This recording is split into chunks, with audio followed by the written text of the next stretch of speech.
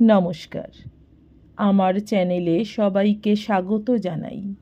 আজকে আমি বিশিষ্ট সাহিত্যিক বিভূতিভূষণ বন্দ্যোপাধ্যায়ের লেখা বিপদ গল্পটি পাঠ করে শোনাবো আপনাদের।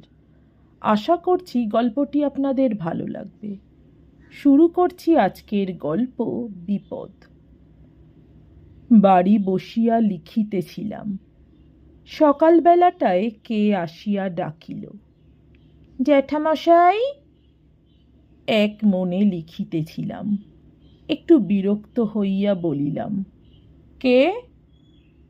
বালিকা কণ্ঠে কে বলিল, এই আমি, হাজু। হাজু? কে হাজু? বাহিরে আসিলাম। একটি 16-17 বছরের মলিন বস্ত্র পরনে মেয়ে একটি ছোট ছেলে কোলে দাঁড়াইয়া আছে। চিনিলাম না। গ্রামে অনেক দিন পরে নতুন আসিয়াছি, কত লোককে চিনি না। বলিলাম, কে তুমি?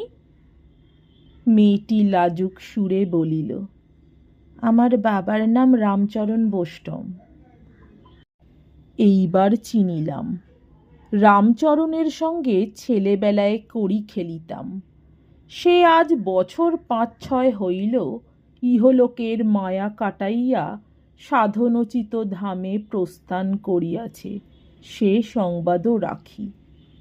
কিন্তু তাহার সাংসারিক কোনো খবর রাখিতাম না। তাহার যে এত বড় মেয়ে আছে তাহা এখনই জানিলাম। বলিলাম, ও, তুমি রামচরণের মেয়ে? বিয়ে হয়েছে দেখছি। শ্বশুর বাড়ি কোথায়? কালোপুর। বেশ বেশ। এটি খোকা বুঝি? বয়স কত হলো? এই 2 বছর। বেশ, বেঁচে থাকো। যাও, বাড়ির মধ্যে যাও। আপনার কাছে এই জ্যাঠামশাই, আপনি লোক রাখবেন? লোক? না, লোক তো আছে, গয়লা বউ। আর লোকের দরকার নেই তো। কেন? থাকবে কে? আমি থাকতাম। আপনার মাইনে লাগবে না, আমাদের দুটো খেতে দেবেন। কেন, তোমার শ্বশুর বাড়ি? মেয়েটি কোনো জবাব দিল না। অত শত হাঙ্গামাতে আমার দরকার কি? লেখার দেরি হইয়া যাইতেছে। সোজাসুজি বলিলাম, না, লোকের এখন দরকার নেই আমার। তারপর মেয়েটি বাড়ির মধ্যে ঢুকিল এবং পরে শুনিলাম সে ভিক্ষা করিতে আসিয়াছিল, চাল লইয়া চলিয়া গিয়াছে। মেয়েটির কথা ভুলিয়া গিয়াছিলাম। হঠাৎ একদিন দেখি রায়েদের বাহিরের ঘরের পৈঠায় বসিয়া সেই মেয়েটি হাউ হাউ করিয়া এক টুকরো তরমুজ খাইতেছে।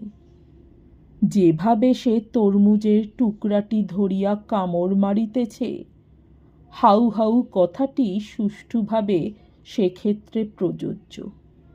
এবং ওই কথাটাই আমার মনে আসিল। অতি মলিন বস্ত্র পরিধানে। ছেলেটি ওর সঙ্গে নাই। পাশে পৈঠার উপরে 2-1 টুকরো পেঁপে ও 1 খণ্ড তালের গুড়ের পাটালি। অনুমানে বুঝিলাম আজ অক্ষয় তৃতীয়া উপলক্ষে রায়বাড়ি কলসি উৎসর্গ ছিল। এসব ফলমূল ভিক্ষা করিতে গিয়া প্রাপ্ত। কারণ মেয়েটির পায়ের কাছে পোঁটলা এবং সম্ভবত তাহাতে ভিক্ষায় পাওয়া চাল। সেদিন আমি কাহাকে যেন মেয়েটির সম্বন্ধে জিজ্ঞাসা করিলাম। শুনিলাম মেয়েটি শ্বশুরবাড়ি যায় না, কারণ সেখানকার অবস্থা খুবই খারাপ। 2 বেলা ভাত জোটে না।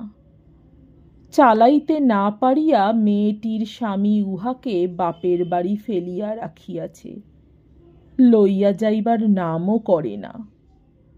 এদিকে বাপের বাড়ির অবস্থাও অতি খারাপ। রামচরণ বোষ্টমের বিধবা স্ত্রী লোকের বাড়ি ঝি বৃত্তি করিয়া দুটি অপগণ্ড ছেলে মেয়েকে অতি কষ্টে লালন পালন করে। মেয়েটি মায়ের ঘাড়ে পড়িয়া আছে আজ 1 বছর। মা কোথা হইতে চালাইবে, কাজেই মেয়েটিকে নিজের পথ নিজেই দেখিতে হয়। একদিন আমাদের বাড়ির ঝি গয়লা বউকে কথায় কথায় জিজ্ঞেস করাতে সে বলিল, হাজু নাকি আপনার বাড়ি থাকবে বলেছিল? হ্যাঁ, বলেছিল একদিন বটে। খবরদার বাবু, ওকে বাড়িতে জায়গা দেবেন না, ও চোর। চোর?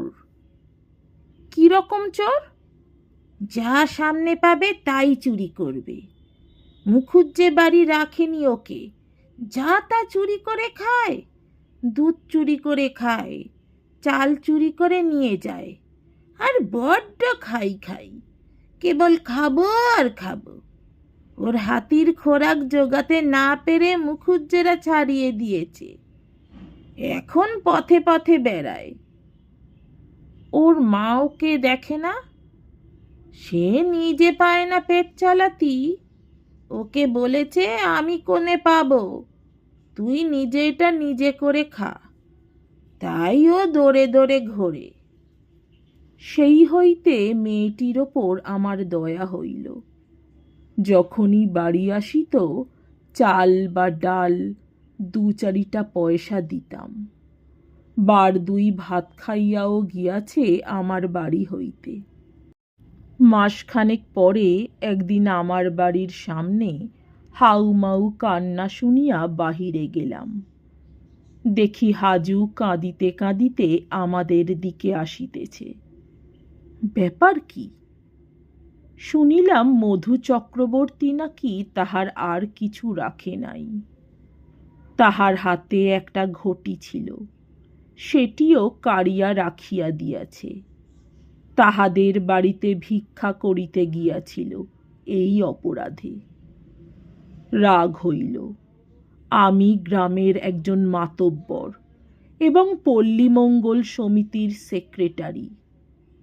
তখনই মধু চক্রবর্তীকে ডাকিয়া পাঠাইলাম।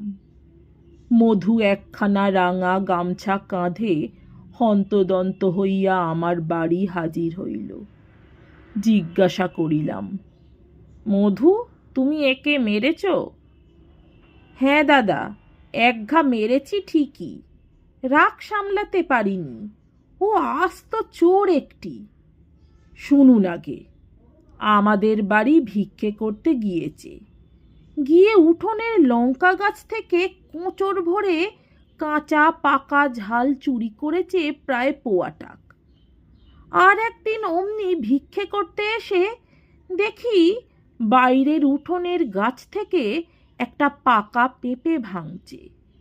সেদিন কিছু বলিনি, আজ আর রাগ সামলাতে পারিনি দাদা, মেরেছি 1 চড়। আপনার কাছে মিথ্যে বলবো না। না, খুবই অন্যায় করেছ। মেয়ে মানুষের গায়ে হাত তোলা ওসব কি ইতরের মতো কাণ্ড? ছি, যাও, ওর কি নিয়ে রেখেছ ফেরত দাও গে যাও। হাজুকেও বলিয়া দিলাম, সে যেন আর কোনোদিন মধু চক্রবর্তীর বাড়ি ভিক্ষা করিতে না যায়। এই সময় আকাল শুরু হইয়া গেল। ধান চাল বাজারে মেলে না, ভিখিরিকে মুষ্টি ভিক্ষা দেওয়া বন্ধ। এই সময় একদিন হাজুকে দেখিলাম ছেলে কোলে গোয়ালপাড়ার রাস্তায় ভিক্ষা করিয়া বেড়াইতেছে। আমাকে দেখিয়া নির্বোধের মতো চাহিয়া বলিল, এই যে জ্যাঠামশাই, যেন মস্ত একটা সুসংবাদ দিতে অনেকক্ষণ হইতেই আমাকে খুঁজিতেছে। আমি একটু বিরক্তির সহিত বলিলাম, কি? এই আপনাদের বাড়িও যাব। বেশ, আমাদের বাড়িতে প্রসাদ পাবি আজ, বুঝলি? হাজু খুব খুশি। খাইতে পাইলে মেয়েটা খুব খুশি হয় জানি।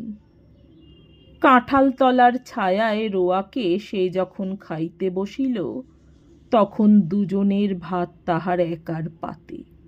নিছক খাওয়ার মধ্যে যে কি আনন্দ থাকিতে পারে তাহা জানিতে হইলে হাজুর সেদিনকার খাওয়া দেখিতে হয়। স্ত্রীকে বলিয়া দিলাম, একটু মাছ টাছ বেশি করে দিয়ে ওকে খাওয়াও। একদিন বোষ্টম পাড়ার হরিদাস বৈরাগীকে জিজ্ঞাসা করিলাম, তোমাদের পাড়ার হাজু শ্বশুর বাড়ি যায় না কেন? ওকে নেয় না ওর স্বামী। কারণ? সে নানান কথা। ও নাকি মস্ত পেটুক, চুরি করে হাঁড়ি থেকে খায়, দুধের স্বর বসবার জো নেই করায়, সব চুরি করে খাবে, তাই তাড়িয়ে দিয়েছে। এই শুধু দোষে, আর কিছু না? এই তো শুনেছি, আর তো কিছু শুনিনি। তারাও ভালো গেরস্ত না, তাহলে কি আর ঘরের বউকে তাড়িয়ে দেয় খাওয়ার জন্যে? তারাও তেমনি। কিছুদিন আর হাজুকে রাস্তাঘাটে দেখা যায় না। একদিন তাদের পাড়ার বোষ্টম বউ বলিল, শুনেছেন কাণ্ড? কি? সেই হাজু আমাদের পাড়ার, সে যে বনগাঁয়ে গিয়ে নাম লিখিয়েছে। আমি দুঃখিত হইলাম। এ দেশে নাম লেখানো বলে বেশ্যাবৃত্তি অবলম্বন করাকে। হাজু অবশেষে পতিতাবৃত্তি গ্রহণ করিল। খুব আশ্চর্যের বিষয় নয় এমন কিছু, তবু দুঃখ হয় গ্রামের মেয়ে বলিয়া। এখানেই এ ব্যাপারের শেষ হইয়া যাইত হয়তো, কারণ গ্রামে সবসময় থাকিও না, থাকিলেও খবর সবসময় কানেও আসে না। 50-এর মন্বন্তর চলিয়া গেল। পথের পাশে এখানে ওখানে আজও দু একটা কঙ্কাল দেখা যায়। ত্রিপুরা জেলা হইতে আগত বুভুক্ষু নিঃস্ব হতভাগ্যেরা পৃথিবীর বুকে চিহ্ন রাখিয়া গিয়াছে। এ জেলায় মন্বন্তরের মূর্তি অত তীব্র ছিল না। যে দেশে ছিল সে দেশ হইতে নিঃস্ব নরনারী এখানে আসিয়াছিল, আর ফিরিয়া যায় নাই। পৌষ মাসের দিন, খুব শীত পড়িয়াছে। মহকুমার শহরে একটা পাঠাগারের বার্ষিক উৎসব উপলক্ষে গিয়াছি।